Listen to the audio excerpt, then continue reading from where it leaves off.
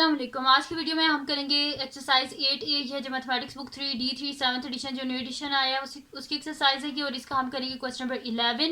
इसे जो पिछले क्वेश्चन से पहले करवा चुकी हूँ उसका लिंक मैं डिस्क्रिप्शन में दे दूंगी, आप वहां से देख लीजिएगा। और अगर अभी तक आपने मेरा चैनल सब्सक्राइब नहीं किया तो उसको सब्सक्राइब कर दीजिए और बेल आइकन को लास्ट भी प्रेस कर दीजिएगा ताकि आपको न्यू आने वाली वीडियोस के बारे में पता चल सके। तो स्टार्ट करते हैं। क्वेश्चन नंबर 11 हमारे पास है कि इन द फिगर, ये ग्राफ वाली ये है, ठीक है। In the figure triangle A B C with vertices, इसके जो वर्टिसेस हैं ये गिवन है ए बी और C. Find the values of the following sine angle A B C, cos angle A B C and tan angle A C P. इसको हमने find out करना है। अच्छा, यहाँ पे आप देखें ये हमें ग्राफ गिवन है, ठीक है। यहाँ से मैं इसे फोकस कर लेती हूँ, आप लोगों को सही नजर आए, ठीक है। ये हमारे पास एक ग्राफ गिवन है।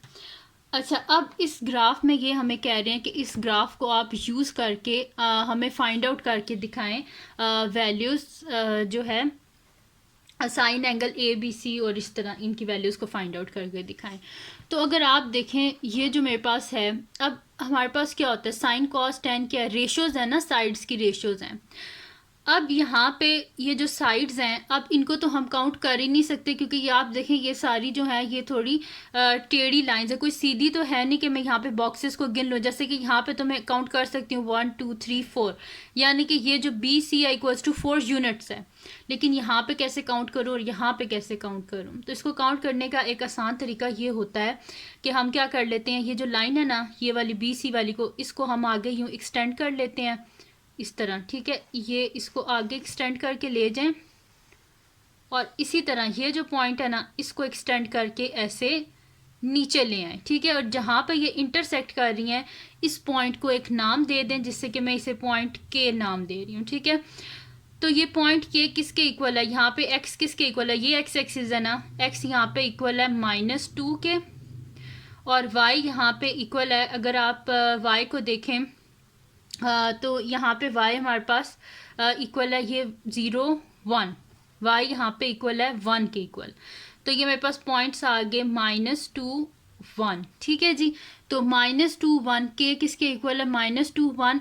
अब यहाँ से देखिए अब इसको हम कर सकते हैं।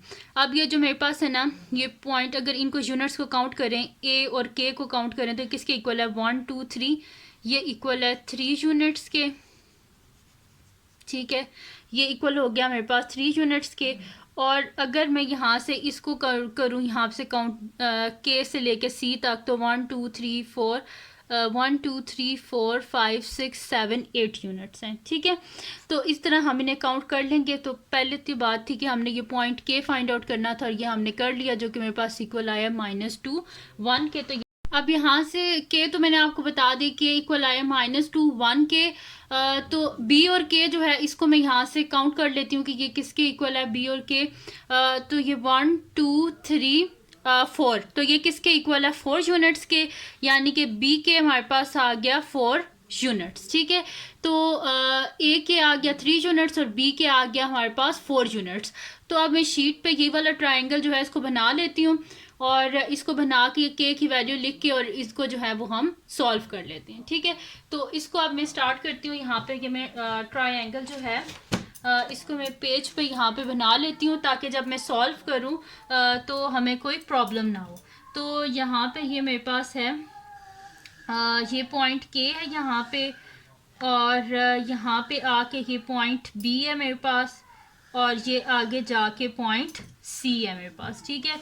ये के है, ये बी है और ये ए है। तो ये मैंने आपको काउंट करके बताया था किसके इक्वल था 4 यूनिट्स के, और ये इक्वल था हमारे पास 3 यूनिट्स के, ठीक है। तो 3 यूनिट्स के इक्वल था हमारे पास, और के जो है ये इक्वल था -2 1 के, बी जो है ये इक्वल था हमारे पास 2 1 के, और ए जो है ये हमारे पास इक्वल है -2 4 के, और जो सी है ये हमारे पास इक्वल है 6 1 के, ठीक है। ये हमारे पास सारे आ गए। ये मैंने यहाँ पे डायग्राम बना ली है ताकि बार बार ग्राफ पेपर पे हमें ना जाना पड़े। तो यहाँ पे अब मैं लिख देती हूँ कि के क्या हमारे पास, मैं यहाँ पे लिख देती हूँ के इज द पॉइंट, और इसके किसके इक्वल है -2 1 के। तो मैं यहाँ पे लिख देती हूँ के इज द पॉइंट, के हमारे पास एक पॉइंट है जो कि इक्वल है -2 1 के इक्वल है, ठीक है। और ए के जो है वो हमारे पास किसके इक्वल है, यहाँ से अगर आप देखें ए के इक्वल है 3 यूनिट्स के और बी के इक्वल है 4 यूनिट्स के। तो मैं यहाँ पे लिख देती हूँ ए के इज इक्वल्स टू 3 यूनिट्स और बी के जो है वो हमारे पास इक्वल है 4 यूनिट्स के, ठीक है। तो ए के 3 यूनिट्स के, बी के 4 यूनिट्स के इक्वल है।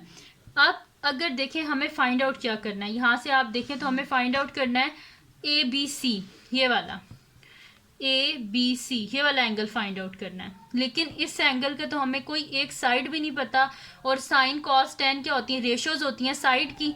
अब हमें साइड्स पता ही नहीं है तो इनको हम किस तरह फाइंड आउट करेंगे, तो इसको हम बिल्कुल वैसे करेंगे जैसे हमने क्वेश्चन नंबर 10 किया था कि दो एडजेसेंट एंगल्स, यानी कि ये जो दो एडजेसेंट एंगल्स है और एक स्ट्रेट लाइन है, तो स्ट्रेट लाइन पे जो एडजेसेंट एंगल होते हैं इनका जो सम होता है वो इक्वल होता है 180 डिग्री के।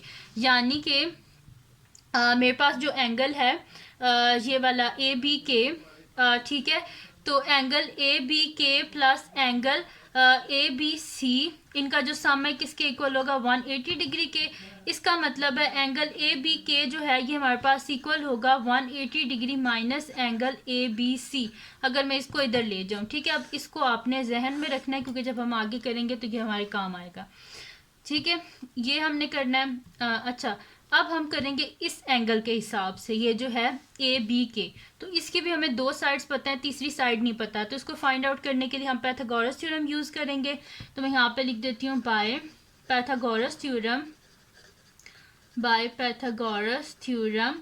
तो पाइथागोरस थ्योरम हमारे पास क्या होता है, hypotenuse square is equal to perpendicular square plus base square.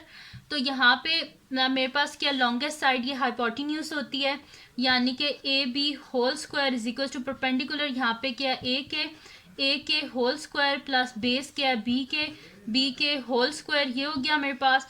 अच्छा, ए बी जो है यहाँ पे मेरे पास आ जाएगा A B whole square is equals to, यहाँ पे मेरे पास ए के क्या है, ए के इक्वल्स टू 3 यूनिट्स है यानी कि 3 का स्क्वायर, और बी के मेरे पास इक्वल है 4 का स्क्वायर, 3 का स्क्वायर 9, 4 का square 16 which is equals to 25। तो A B whole square is equals to 25, both side पे स्क्वायर रूट ले लेंगे, तो ए बी मेरे पास इक्वल आ जाएगा प्लस माइनस 5 के। साइड्स हमेशा पॉजिटिव होती हैं, ए बी ग्रेटर देन 0, इसका मतलब है कि ए बी इक्वल होगा हमारे पास 5 के, ठीक है। तो ए बी आ गया हमारे पास 5 यूनिट्स के इक्वल आ गया, ठीक है। यहाँ पे मैं साथ में लिख भी देती हूँ 5 यूनिट्स, ठीक है। तो यानी कि ये जो है ना ये हमारे पास आया है 5 यूनिट्स, ठीक है, यानी कि हमारे पास हाइपोटेन्यूज भी आ गया। अब हम करते हैं फर्स्ट फाइंड आउट कर लेते हैं sine of angle A B C, ठीक है। तो मैं नेक्स्ट शीट ले लेती हूँ, उस पर मैं लिख लेती हूँ sine of angle A B C. तो यहाँ पे मैं लिखती हूँ sine angle A B C. तो हमारे पास क्या होता है कि sine angle A is equals to sine 180 degree minus angle A, ठीक है, इसके इक्वल होता है। तो उस हिसाब से ये भी फिर मेरे पास हो जाएगा sine 180 degree minus angle A B C, ठीक है। इसी तरह हो जाएगा ना, ये मैंने यूज़ किया फार्मूला, ठीक है। तो ये हो गया मेरे पास sine 180 degree minus angle A B C. तो यहाँ से अब मैंने आपको बताया था कि आपने याद रखना है कि 180 degree minus A B C किसके इक्वल है, एंगल ए बी के equal, which is equals to sine angle A B के, ठीक है।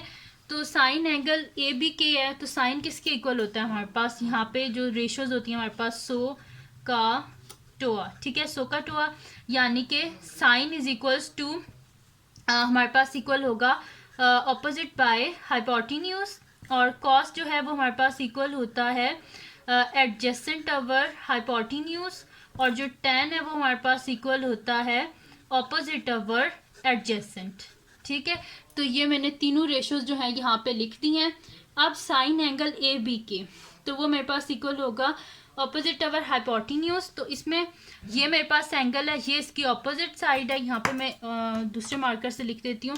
तो ये मेरे पास है जी इसकी ऑपोजिट साइड, इस एंगल के हिसाब से ये इसके साथ जुड़ी हुई है, तो ये इसकी एडजेसेंट साइड है और ये इसका हाइपोटेन्यूज है, ठीक है। तो अब स्टार्ट करते हैं इसको। तो मैं यहाँ पे लिख देती हूँ, मेरे पास क्या है sine is equal to opposite by hypotenuse.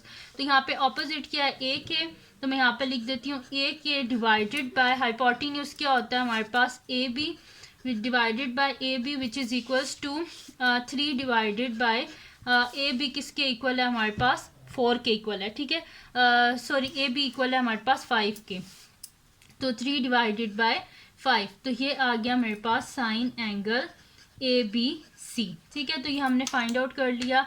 तो sine angle A B C हमारे पास आ गया 3/5।